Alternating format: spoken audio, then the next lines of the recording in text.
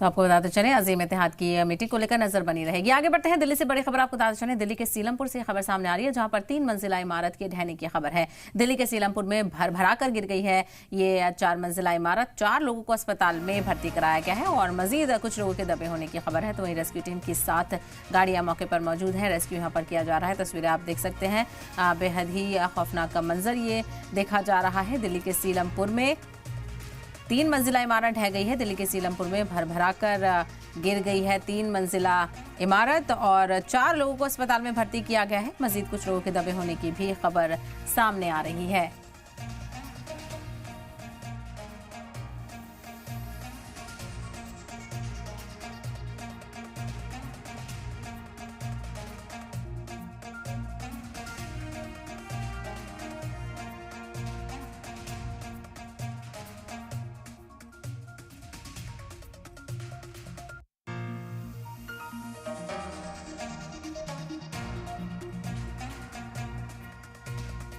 पुर में 3 मंजिला इमारत ढहने की खबर सामने आ रही है। दिल्ली के सीलमपुर में भर कर 3 मंजिला इमारत गिर गई है, जिसमें 4 लोगों को अस्पताल में भर्ती कराया गया है। मजीद कुछ लोगों के दबे होने की खबर है और रेस्क्यू लगातार जारी है। गनीमत ये रही कि अभी फिलहाल किसी के हताहत होने की खबर सामने नहीं आ रही है। किस वजह से ये बिल्डिंग गिरी है, इसको लेकर भी ज्यादा जानकारी हासिल करेंगे।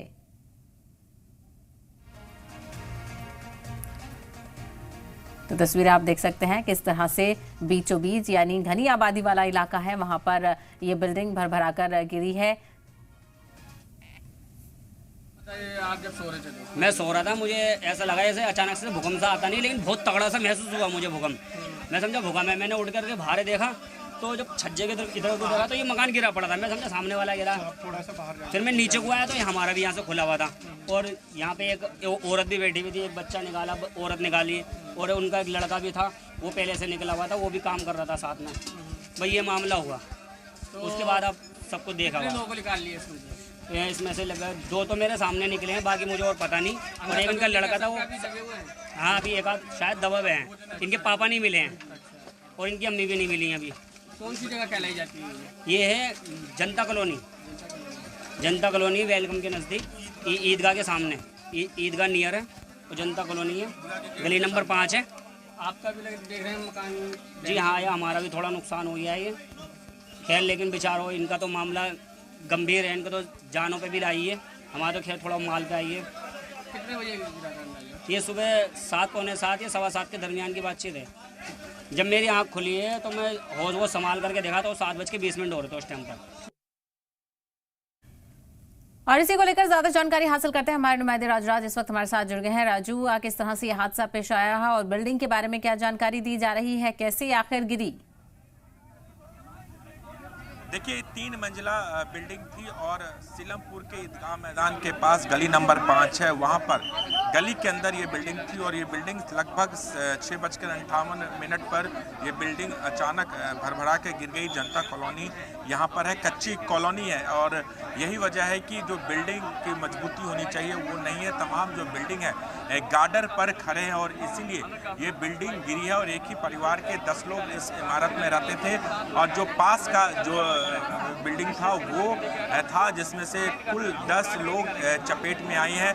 7 लोगों को रेस्क्यू कर लिया गया है। 3 लोग और फंसे हो सकते हैं। रेस्क्यू ऑपरेशन लगातार चल रहा है। आप तस्वीरें देखिए, ये ग्राउंड जीरो से सीधे तस्वीरें थी। काफ़ी संख्या में जो मोहल्ले के लोग हैं, आसपास के लोग हैं, यहाँ पर इकट्ठे हैं और लगातार ये जो रेस्क्यू टीम से कह रहे हैं कि जल्द से जल्द लोगों को निकाला जाए। एम्बुलेंस की सुविधा यहाँ पर लाई गई है ताकि जो लोग निकाले उन्हें तुरंत अस्पताल में भर्ती कराया जाए। अब तक 7 लोगों को यहाँ पर रेस्क्यू कर दिया गया है। दूसरी तरफ ये तस्वीरें देखिए, एनडीआरएफ की तस्वीरें देखिए। एनडीआरएफ की टीम यहाँ पर रेस्क्यू ऑपरेशन के लिए पहुंची है। उनकी टीम यहाँ पर काम कर रही है और यहाँ पर ही से लोगों को रेस्क्यू कराया जाएगा। जैसे ही लोग बाहर निकलेंगे उन्हें एम्बुलेंस के जरिए अस्पताल पहुँचाया जाएगा। एक ही परिवार के 10 लोग यहाँ पर रहते थे, जिनके नाम सामने आए वो भी नाम भी मैं आपको बता देना चाहता हूँ कि जो लोग यहाँ पर फंसे हुए थे उनमें से परवेज़ नाम का एक शख्स है जिसकी उम्र 32 साल है, नावेद 19 साल,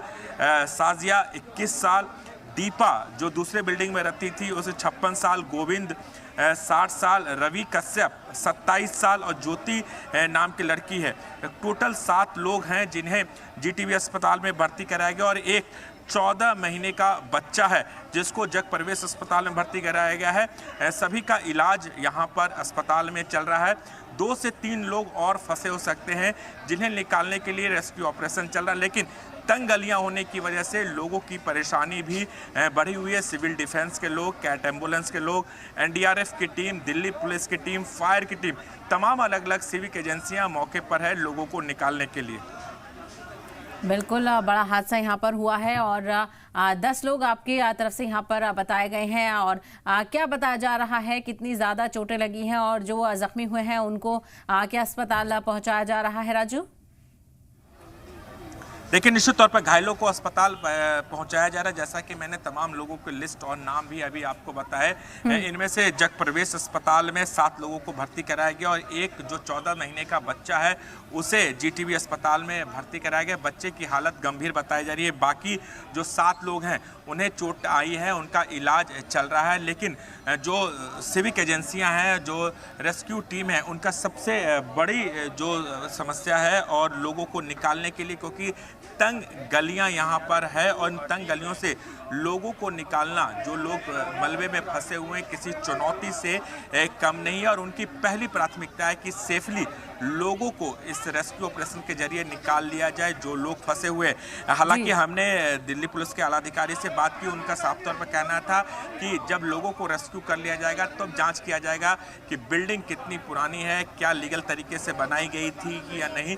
इन तमाम चीज़ों को लेकर एक इन्वेस्टिगेशन किया जाए, लेकिन फिलहाल उनकी प्राथमिकता है कि लोग जो फंसे हुए हैं मलबे में उन्हें निकाला जाए, सकुशल निकाला जाए। बिल्कुल यकीनी तौर पर। और ये अच्छी चीज़ रही कि किसी के हताहत होने की खबर नहीं है और उम्मीद की जा रही है, दुआ की जा रही है कि जो लोग जख्मी हुए हैं वो भी जल्द से जल्द सेहतयाब हो जाएं। राजू, तफसील के लिए आपका बेहद शुक्रिया।